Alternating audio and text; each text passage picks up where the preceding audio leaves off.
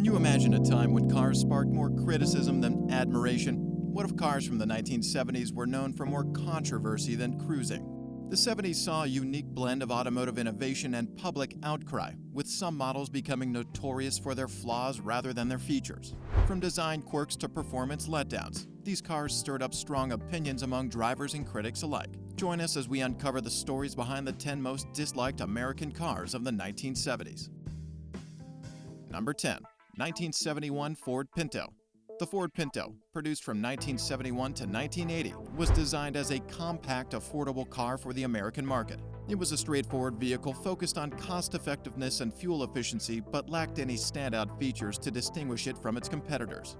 The Pinto commonly featured a 2.3-liter inline-4 engine, although various engine options were available.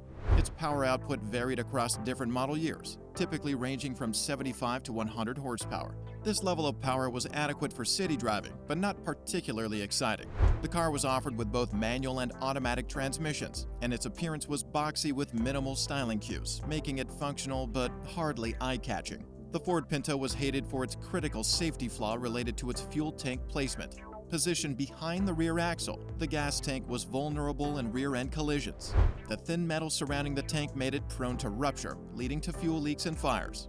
This flaw often resulted in severe burns or fatalities for the occupants. Despite being aware of this issue during development, Ford chose not to address it due to cost concerns. The negative publicity and lawsuits that followed severely tarnished Ford's reputation, making the Pinto a symbol of corporate negligence and prioritizing profit over safety. Number 9. 1970 Chevrolet Vega.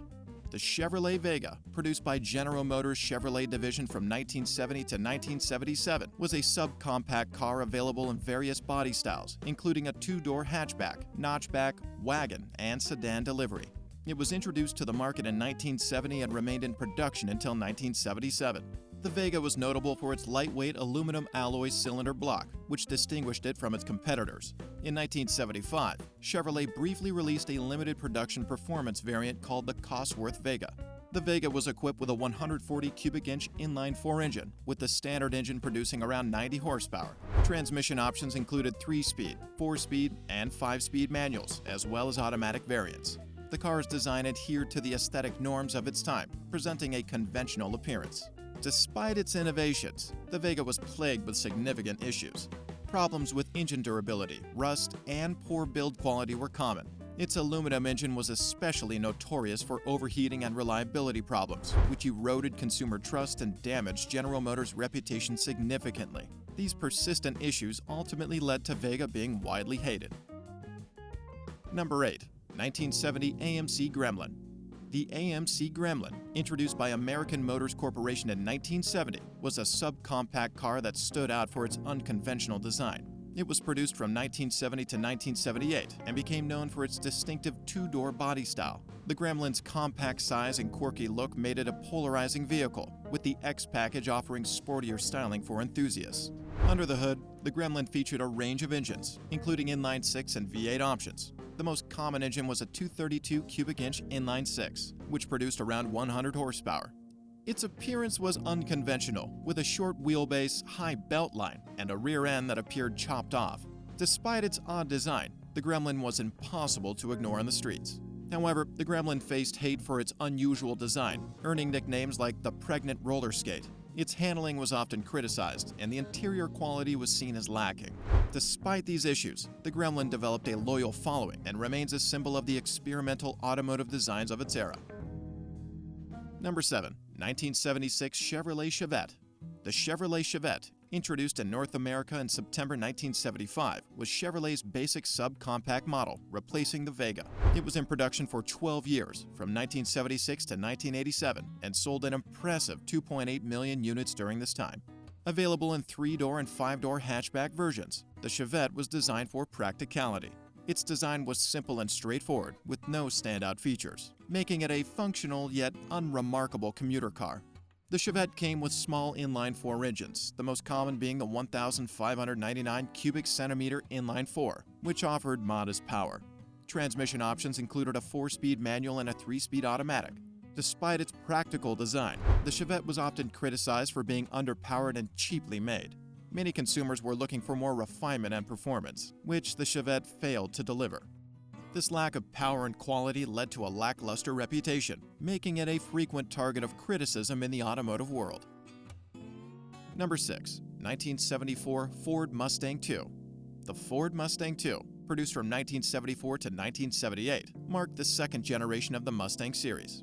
Unlike its predecessors, it moved away from the raw power and aggressive styling that had defined the earlier models. Instead, the Mustang II featured a smaller, more compact design aimed at fuel efficiency and practicality. It was available as a 2-door coupe or a 3-door hatchback, with the King Cobra edition standing out for its distinctive graphics and snake emblem. Engine options for the Mustang II included inline-4 and V6 variants. The base 2.3-liter inline-4 engine produced around 88 horsepower, while the V6 offered a bit more power. Transmission choices ranged from 3-speed manual to automatic options. The Mustang II had a sleeker, more aerodynamic shape, but it was often criticized for being less inspiring compared to its predecessors. Many enthusiasts disliked the Mustang II because it lacked the raw performance of earlier Mustangs. The downsized design and absence of a V8 engine disappointed muscle car fans, and critics derided its uninspired styling and perceived departure from the Mustang legacy. Number 5. 1975 AMC Pacer. The AMC Pacer, produced by American Motors Corporation from 1975 to 1980, was also made in Mexico by Vehículos Automotores Mexicanos from 1976 to 1979. Marketed as a premium-priced luxury car, the Pacer stood out for its unconventional design. It featured a rounded shape with a large glass area, contrasting sharply with the boxier cars of its time. AMC called it the first wide small car because it was as wide as full-size domestic vehicles. The Pacer was also the first modern, mass-produced U.S. car to use the cab-forward concept, prioritizing interior space and aerodynamics. The Pacer came with several engine options, including a 232 cubic inch inline-6, a 258 cubic inch inline-6, a 282 cubic inch inline-6, available only in Mexico, and a 304 cubic inch V8, the most powerful option, delivering up to 130 horsepower. Transmission choices included 3-speed manual, 3-speed with overdrive, 4-speed manual, and 3-speed automatic. Despite its innovative design, the Pacer was hated for its poor fuel efficiency, polarizing fishbowl styling, limited interior space despite its wide body, and an overall driving experience that failed to meet expectations.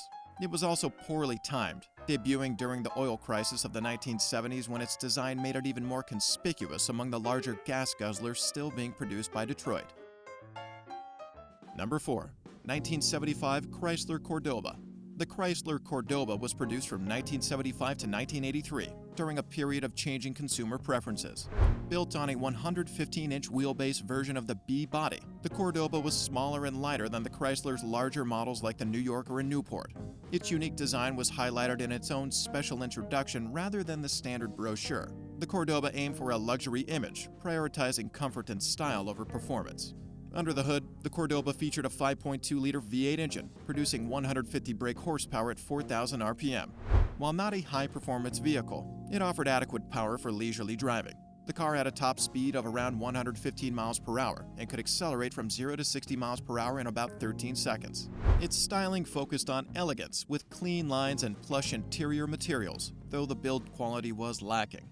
The Cordoba was criticized for its poor reliability, with frequent breakdowns and quality issues frustrating owners. Additionally, its lackluster acceleration disappointed those expecting more from a V8 engine. The Cordoba's attempt at luxury felt superficial and did not meet the expectations of a premium car, leading to its mixed reputation. Number 3. 1970 Ford Thunderbird. The 1970 Ford Thunderbird, part of its fifth generation spanning 1967 to 1971, marked a period of transition for this iconic model. It aimed to seamlessly blend luxury and performance, catering to enthusiasts of upscale vehicles. Its distinct design featured a longer, lower body with a prominent beak-like grille at the front and full-width inverted U taillights at the rear, emphasizing elegance and sophistication.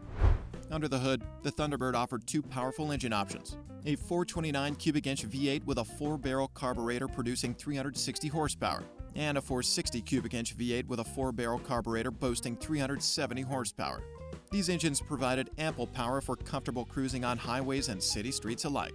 Despite its luxurious appeal, the The Thunderbird faced criticism for several reasons. Rising fuel prices highlighted its high fuel consumption, a drawback for many potential buyers. Its large size made it challenging for urban driving conditions, contributing to its mixed reception among drivers. Moreover, while equipped with potent V8 engines, some felt the Thunderbird didn't deliver the sporty performance expected of such a vehicle. By 1970, changing market preferences also posed a challenge, as emerging trends diverged from the Thunderbird's traditional luxury image, impacting its appeal in the automotive landscape. Number 2.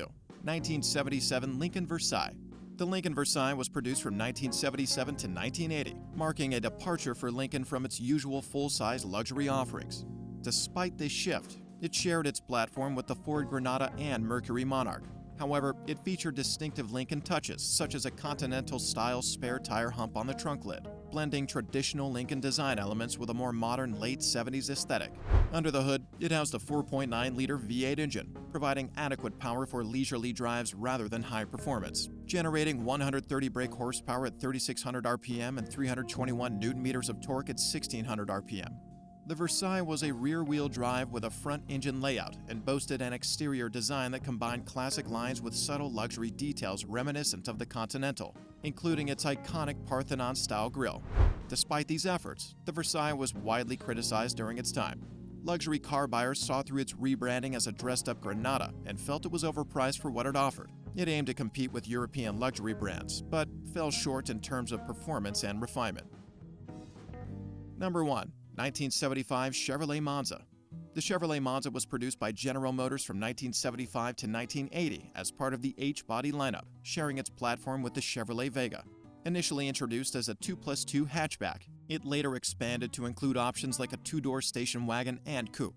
Drawing design inspiration from the Ferrari 365 GTC4, its distinctive features included a slanted nose and durable polyurethane components, along with rectangular headlights and a slot-style grille. Under the hood, the Monza offered a range of engine options: a 140 cubic inch inline-4, a 151 cubic inch Iron Duke inline-4, a 196 cubic inch Buick V6, a 231 cubic inch Buick V6, a 262 cubic inch small block V8, and larger options such as the 305 cubic inch and 350 cubic inch small block V8s.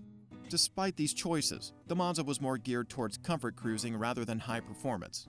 While the Monza aimed for elegance with its sleek lines and upscale styling, practicality fell short. Criticism towards the Monza primarily stemmed from reliability issues, cramped interior space despite its external size, and its underwhelming performance compared to its sporty appearance. Ultimately, its ambitious design did not align well with consumer expectations, leading to widespread disappointment in the market. The 1970s saw a range of American cars that divided opinion, from design quirks to performance issues. Which of these hated cars surprised you the most? Let us know in the comments below, and don't forget to like, share, and subscribe for more intriguing automotive content.